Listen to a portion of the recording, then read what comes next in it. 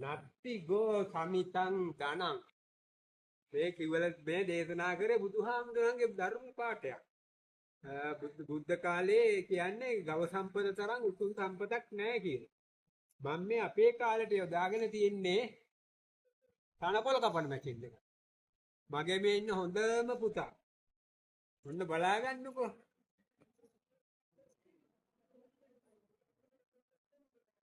අයබෝවන් වාසනාවක්. මම සියලු දෙනාගේම දැනගැනීම පිණිස මම මේ කියන අත්‍ය කතාව සවන් දෙන්නේ. මේ ශ්‍රී සුබ නත්තලක් සැමට වේවා. මේ ඒ වගේම මම කියන්න යන්නේ යේසුස් ක්‍රිස්තුස් වහන්සේ ගේ ප්‍රතිමාව දැනට ලෝකේ තියෙන්නේ රියෝ ද ජනේරෝ අගනුවර බ්‍රසීලේ. ඔය ඔබතුමාලා කවුරුද දන්නවද මේ ක්‍රිස්තු ධර්මයේ හදාරන අය? ඒ නිසා මම දැනුවත් කිරීම සඳහා මේ කියන්නේ මේ සත්‍ය කරුණ. ඒත් එක්කම මගේ අද වීඩියෝ එක මේ ඔයාලට මෙහෙම අත බැඳගෙන යන්න පුරුදු වෙන්න එපා. තව එකක් මේ Tamanට ඉඩමක් වගා සතු ඉඩමක් නැහැ කියලා මෙහෙම කල්පනා කරගෙන ඉන්නත් එපා. මේ කාගේ හරි කැලෑබද ඉඩමක් වගාවට සුදුසු පරිදි බදු අරගෙන වල් කපලා මේ විදිහට වල් ටික කපලා මම අර කිව්වේ අර මගේ තනකොළ කපන මැෂින් එකක් දැම්මේ. ඒකත් ඔයාලට දකින්න ඇතිනේ.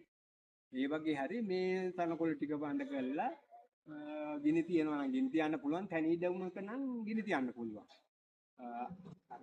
ඇලුම් සහිත ඉඩමක නම් මේ වගේ වර පැවුම් අරසකට වෙන්න මේ දාන්න ඕනේ සෝදාපාලු වල තින්න ඒ වැටි දාපුවම තමයි මේ ඉඩම සරුසාර වෙන්නේ.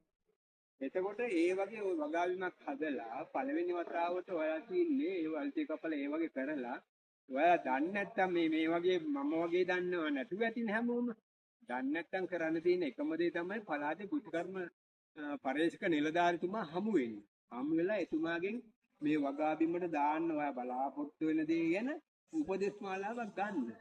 ඒ වගේ අරගෙන ඔයාලට සරුව අස්වැන්නක් ලබා ගන්න හොඳ ඉඩමක් හදාගෙන පොඩි ඉඩම් ගන්නක් ඇති.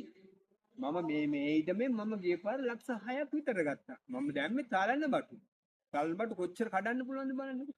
ඉතින් ඕගොල්ලන්ටත් තියෙන ඔයාලා කැමති මොනවද කියලා බලලා මේ බිමට වගා කරන් තමන්ගේ ඉඩමේ හැටියට. ඒකනේ අර උපදෙස් ගන්න කියලා කියන්නේ.